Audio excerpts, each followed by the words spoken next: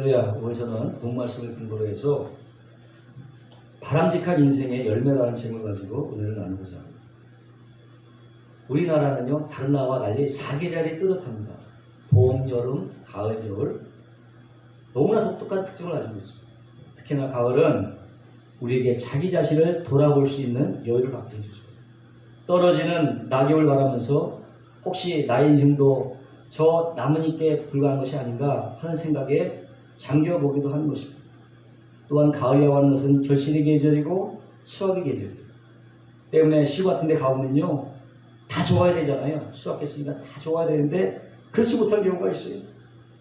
그런대로 농사 잘 든지만은 웃음꽃이 피지만은 태풍 피해로 농사를 망친 가정은요, 그야말로 한숨 소리만 들리는 것입니다. 한 해 농사도 이렇게 중요할진데 하물며 평생을 두고 맺는 우리의 인생 열매는 얼마나 더 중요하겠는가. 과연 나는 평생에 어떠한 열매를 맺으며 살아왔는가. 내 영혼의 창고에는 과연 어떠한 것들이 과연 쌓여 있는가. 오늘 본문에 보니까 우리 인생 열매를 두 가지로 분류해주고 있는데, 하나는 육체의 열매요, 두 번째는 성령의 열매입니다. 여기서 육체라고 하는 것은요, 타락한 아담의 성품을 말하는 거예요. 타락한 아담의 성품. 우리가 부모로부터 우리가 성품을 물려받고 태어나잖아요. 이와 마찬가지로 우리 인간은 모두가 다 조상 아담의 성품을 물려받고 태어나게 되는 거예요. 근데 그 첫사람 아담이 타락을 했습니다.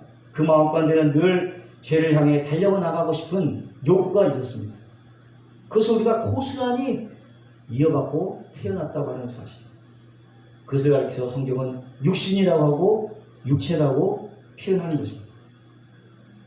근데 우리 본문에 보니까 뭐라고 말하느냐, 너희가 이 육신을 따라 살면 반드시 육신의 열매를 맺게 된다. 당연한 거 아니에요? 신고 거두는 법칙입니다. 그러나 우리가 둘째 아담으로 오신 예수 그리스도를 구주로 믿고 받아들이는 순간 우리 안에 놀라운 기적 같은 일이 생기는데, 바로 홀리 스피릿, 성령이 우리 가운데 임하시는 거예요. 다시 말하면은 우리 안에 하나님의 성품이 창조가 되게 되는 것입니다. 이것을 성경은 거듭난다 말하고 중생한다 말하고 다시 태어난다 이렇게 말하고 있습니다. 고린도후서 5장 17절에 보니까 누구든지 그리스도 안에 있으면 새로운 피조물이라, 이전 것은 지나갔으니 보라 새 것이 되었도다. 여기서 말하는 새 것은요, 성령으로 인하여 부어진 하나님의 성품을 말합니다. 하나님의 성품이 우리 안에 있는. 그래서 우리가 성령의 인도를 받아서 행하게 될 때 우리 안에 자연스럽게 성령의 열매가 맺혀지게 되는 것입니다. 그렇다고 우리가 과연 평생을 통하여 맺어야 될 성령의 열매가 뭐냐? 성경 말하는 첫 번째는 사랑과 희락과 화평의 열매라는 거예요. 근데 여기서 중요한 것은 이건 사랑과에 맺는, 사랑과에서 맺어지는 사랑이나 희락이나 화평을 말하는 것이 아니라 하나님 관계에 있어서의 사랑과 희락과 화평을 말합니다. 특별히 성령을 받은 사람들은 그 마음속에 하나님에 대한 사랑이 생기게 돼요. 그 사랑이 있기 때문에 내가 도무지 사랑할 수 없는 사람까지도 사랑할 수 있게 되는 것입니다. 하나님의 사랑이 있기 때문에 기쁨 역시 마찬가지예요. 지금 당장 돈이 필요한데 누가 돈을 빌려준다고 해보세요. 정말 기쁘지 않겠어요? 그러나 여기서 말하는 기쁨은 그런 기쁨이 아니라 하나님께로부터 오는 기쁨. 아멘. 하나님께로부터 오는 기쁨. 그런데 이 기쁨은 하나님께로부터 오는 것이기 때문에 기쁨의 근원이 어디 있어요? 바로 하나님이죠. 하나님 때문에 기뻐하는 것입니다. 느헤미야 8장에 보니까 야훼를 기뻐하는 것이 너희의 힘이라고 했어요. 너희 힘이다. 너의 파워다. 하나님 때문에 기뻐하는 거예요. 복음성가에 보니까 무화과 나뭇잎이 마르고 포도의 열매가 없고 감람나무 열매가 그치고 외양간 송아지가 없어도 나는 야훼로 인하여 기뻐하리라. 난 구원의 하나님으로 인하여 즐거워하고 기뻐하리라고 하박국 선지자는 외치고 있는 거예요. 이 세상의 풍파와는 전혀 상관없이 기뻐하는 것입니다. 아멘. 또 왜 내 마음은 평안하냐? 바로 하나님 때문에 평안한 거예요. 제자들과 배를 타고 밤에 지나갈 때에 광풍이 불어댔겠어요. 그때 예수님께서 배에 보면서 주무셨잖아요. 하나님이 주신 평안 때문에 잠을 잘 수가 있어요. 그것을 성경은 성령의 열매라고 말씀하고 있는 거예요. 근데 많은 사람들이요, 그렇지 않습니다. 환경 때문에 기뻐하고, 환경 때문에 좌절하고, 환경 때문에 평안 누리고, 환경 때문에 사랑하는 거예요. 하긴 뭐 남이 나한테 잘해주는데 미워할 사람이 있겠습니까? 나에게 못해주는데 사랑할 사람이 있겠어요? 환경 때문에 기뻐하고 슬퍼하는 거죠. 그런 것들은 성령의 열매가 아니에요. 그러한 환경을 초월해서 사랑하고 기뻐하고 화평하는 거예요. 아멘. 이것이 성령의 열매라고 하는 거죠. 두 번째로 성령의 열매는 타인을 향한 거예요. 다른 사람과의 관계를 말하는데 오래 참고 또 자비하고 양선하는 거예요. 먼저는 타인에 대해서 오래 참아야 되는 거예요. 기도 가서 막 기도 열심히 하고 찬양 열심히 불고 목사님 손 들고 은혜 받고 돌아왔는데 남편을 보니까 막 또 침도 올라 터져버렸네. 그 성령의 열매가 아니에요. 저도 좀 부족한 면이 많은 사람이라 내 생각이 좀 안 맞는다 그러면 막 속에서 막 욱하고 막 튀어나와. 네? 그러면 좀 참고 있었는데 막 튀어나와. 폭발해버리고 안 하고 또 푹 또 식어져요. 그러면 내가 왜 그랬나? 좀 참을 걸. 후회할 때가 참 많이 있는데 당장은 받아들이기 어렵다 할지라도 타인에 대해서 오래 참는 건 역시 성령의 열매가 된다. 다음은 자비인데 다른 사람을 위해서 좋게 베풀어주려고 하는 태도를 말하는 거죠. 특별히 예수 믿는 사람들은 다른 사람에게 좀 친절해야 되잖아요. 그렇지 않고 맨날 그냥 얼굴에 도끼가 서려 있고 운전하다 누가 끼어들려고 하면 막 빵빵대고 윽박지르고 삿대질하고 역살 잡고 역살까지 잡는다면 그 성령의 열매를 맺는 사람이라고 할 수가 없는 거죠. 근데 문제는 이런 것들이 기도한다고 되는 게 아니에요. 기도에서 해결되는 문제가 아니라 이거는 훈련을 통해서 돼요. 자꾸 자신을 훈련시켜요. 기도하고 훈련하지 않으면 다른에게 절대로 친절하게 대할 수가 없다고 하는 거죠. 그 다음에 성령의 열매는 양선이라고 하는 것인데요. 가장 좋은 선함입니다. 가장 좋은 선함이라고 생각하면 돼요. 진실로 나의 평생에 여호와의 선함과 인자하심이 할 때 그 선함, 여호와의 선함과 인자하심이 할 때 그 선함, 그 선함. 대표적인 사람이 마리아의 남편 요셉이다. 그는 자신의 약혼녀 마리아가 임신한 사실을 알았어요. 그럼에도 아무에게도 하지 않고 가만히 끊고서 했습니다. 이런 사람을 선한 사람이라고 해요. 남의 허물을 보고 덮어줄 수 있는 사람, 그 사람을 선한 사람이에요. 근데요, 모 묻은 게 나무란다고 자신은 더하면서 그렇지 좀 못한 사람을 갖다가 막 이상듯이 막 삼는 경우가 있어요. 그것도 사실도 아니고 허위로 막. 그러니까 자기가 그러니까 남도 그런 줄 아는 거죠. 막 몰아붙이는 겁니다. 이런 일 때문에 우리의 사회 정의가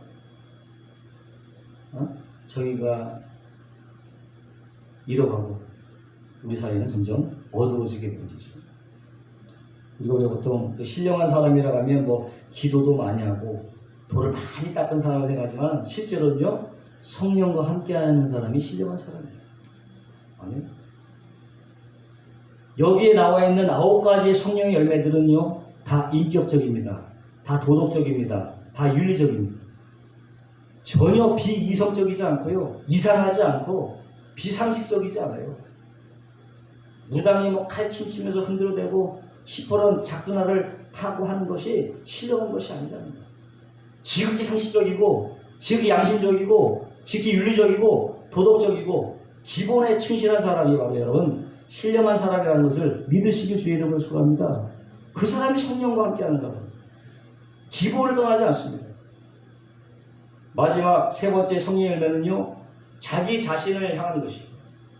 충성, 온유, 절제. 충성은 뭐냐? 남에게 충성하는 게 아니고 자신에 대한 성실함. 자신에 대해서 성실하게 대하는 것을 충성이라고 얘기해요. 여호와의 자비와 긍휼이 무궁하심으로 우리가 진멸되지 아니함입니다. 이것이 아침마다 새로우니 주의 성실이 크도소이다. 성실이에요. 자기에 대한 성실, 그것이 충성입니다. 불과 몇십 년까지만 해도요, 성실과 근면, 이것이 큰 덕목이었는데요. 요즘 이런 말 하는 사람 별로 없어. 요즘은 별로 그렇지 않은 게 있어갖고 좀 안타까우면 성실과 근면이에요. 자기 자신은 성실과 근면. 자신에게 대해서 성실해야 돼요. 충성하는 거죠. 다음은 온유한 것입니다. 예수님 말씀하시기를 나는 마음이 온유하고 겸손하니 너희는 내게 와서 배우라.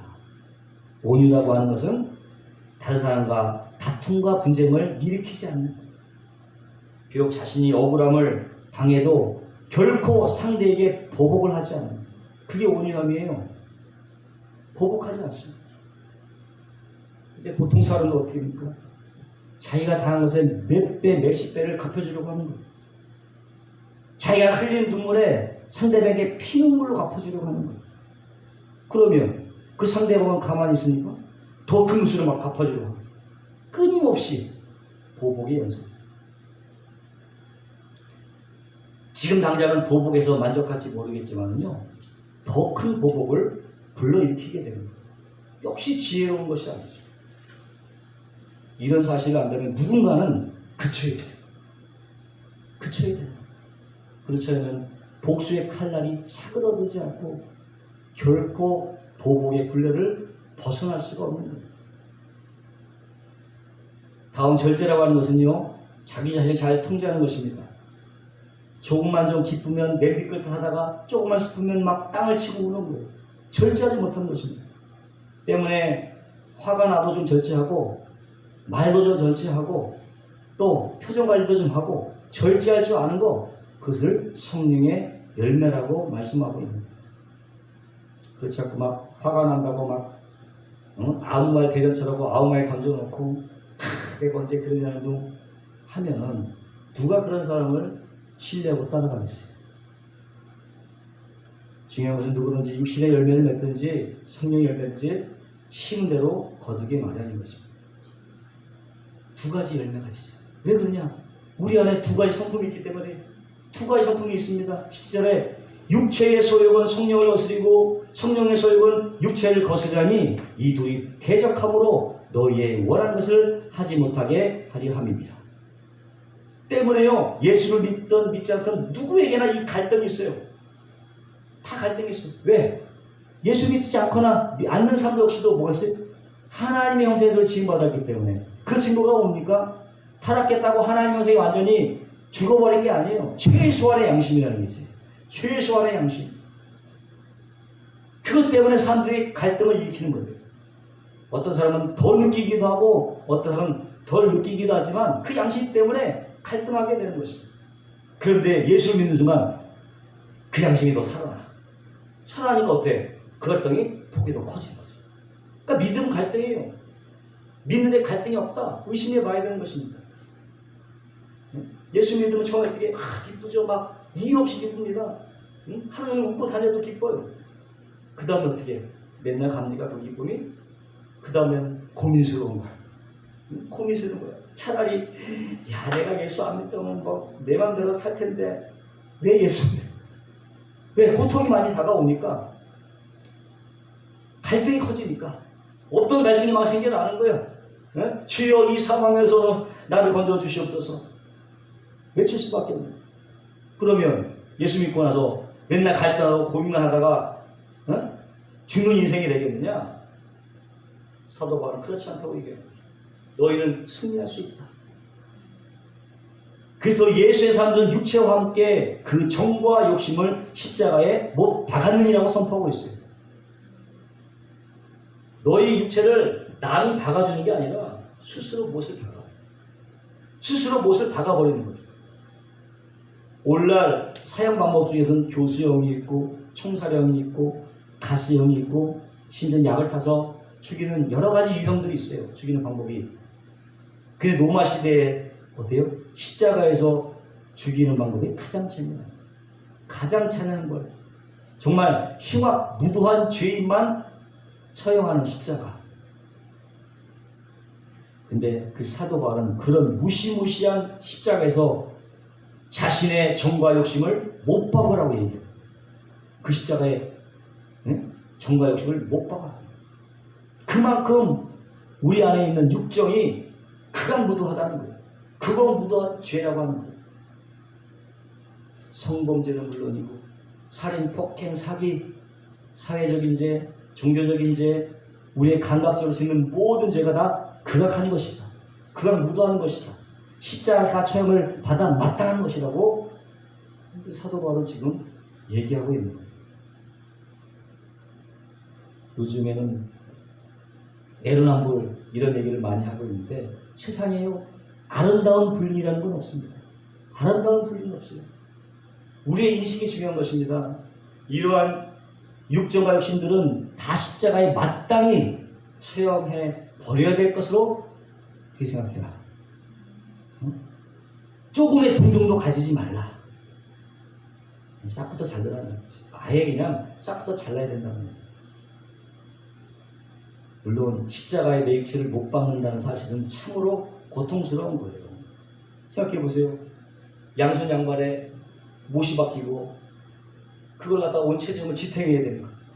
몇 시간씩 매달려 있으면요 팔이 찢겨지고 발이 찢겨져 나가지 않겠습니까? 응? 차라리 초만방에 가면 그걸로 그냥 깨끗하게 끝날 텐데 그렇지 않아요. 응? 그러니까 자신의 욕심을 십자가에 못 박는 것은 결코 쉬운 일이 아니에요. 쉽겠습니다. 때문에 신앙생활은 결코 쉽지 않은 것입니다. 우리의 신앙생활은 결코 쉽지 않아요. 근데 난 쉬운데? 하는 사람은 그런 인식이 없이 사니까 그런 거예요. 그냥 정말 자신의 십자가에 자신의 정욕을 못 박으면서 사는 사람은요 고통 그 자체지. 고통 그 자체예요. 고통이 따라야만 진정한 신앙생활이라고 할 수가 있는 것입니다. 그러나 신앙생활에 고통을 그럼 누가 하겠습니까? 고통된 누가 있어요? 카타르시스. 정화가 있는 거지. 깨끗하게 하는 거지. 고통된 뭐가 맺어져? 성령의 열매가 맺어져. 아멘?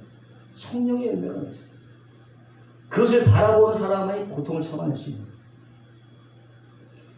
24절 보시면은요, 그리스도 예수의 사람들은 육체와 함께 그 정과 욕심을 십자가에 못 박았느니라. 과거형이에요. 과거 시제예요. 이상하죠? 지금 못 박으라면서 이미 못을 박았다고 얘기하는. 박으라고 하면서 이미 박았다. 이게 뭔 말이냐. 여기에 비밀이 있는 거예요. 십자가에 달린 예수는 금방 죽지 않잖아요. 시간이 걸리게 돼요. 오래 고통을 받으면서 죽어요. 죽기까지 시간이 걸리는 거예요. 뭐 금식기도 3일 했다고, 부흥이 한복 참석했다고, 우리 입시 다 죽어버리면 얼마나 좋겠냐. 금방 죽지 않는다. 그렇게 되자 시간이 걸리는 거예요. 어쩌면 평생 걸릴 수도 있어요. 평생. 그러나 중요한 사실은 십자가에 달려서 금방 죽지는 않지만 이미 죽은 거나 다름없지. 시간이 흐르면 죽게 되니까 이미 죽은 거나 다름없다. 언젠가는 반드시 죽게 됩니다. 결론적으로 너희 육체를 십자가에 못 박으라고 하는 말씀은 너희의 육신의 욕구가 지금도 살아 꿈틀거리지만은 이미 죽은 것이다. 그렇게 생각하라는 거예요. 응? 그렇게 여기면서 살라는 것입니다. 여기에 참 믿는 자들의 갈등이 있죠. 육체의 욕구를 따라 살면요 쾌락이 있습니다. 전혀 고통을 느끼지 않을지 몰라요. 그러나 결과는 어떻게?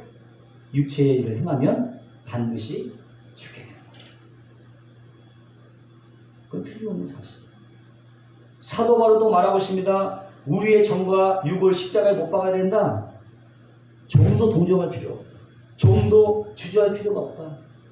고통스럽다고 단호하게 육체의 욕구를 거절하라. 여기에는 협상의 여지가 십자가 이미 못 박았느니라 단호하게 얘기잖아요. 더 이상 볼 것이 없다.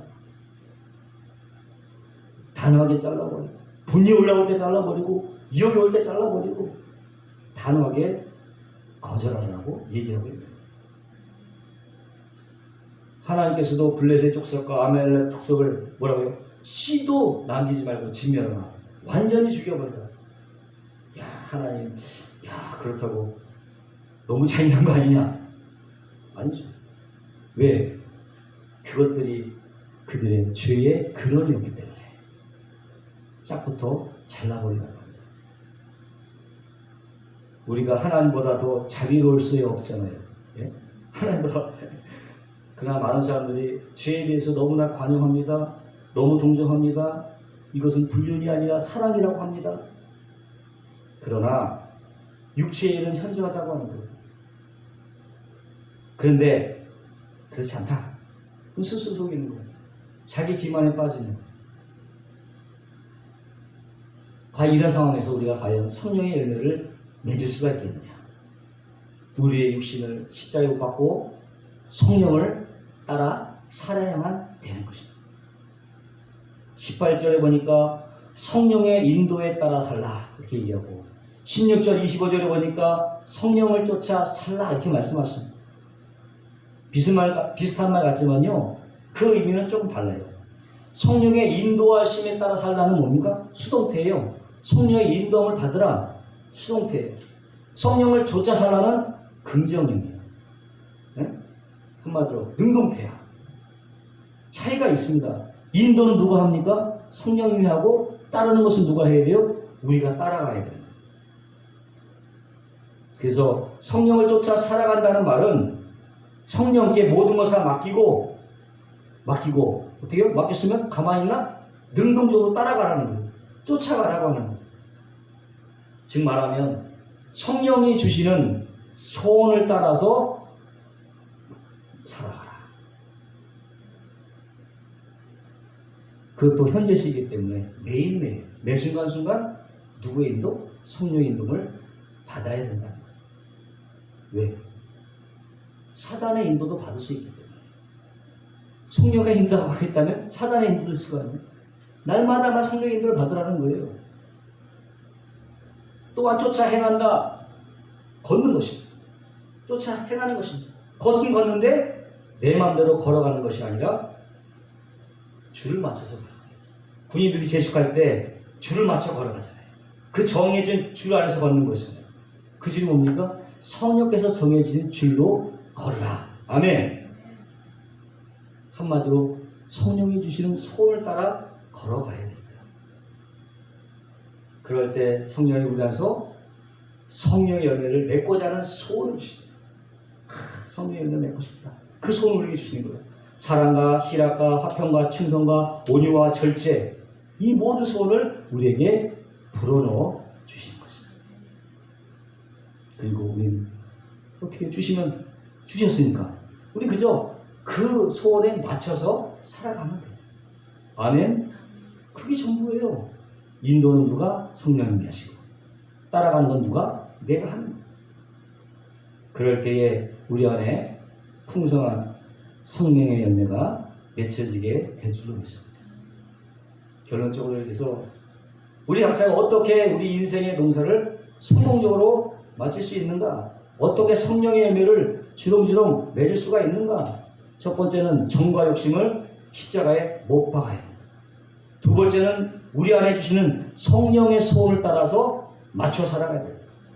아멘. 그럴 때에 우리를 위해서 우리 인생의 끝나는 날에 풍년의 들녘을 바라보면서 알곡을 모아들인 농부가 그 창고를 바라보며 미소를 짓듯 저와 여러분 역시도 주님과 상대해서 환한 미소를 지을 수 있게 되시기를 주님의 이름으로 축원합니다.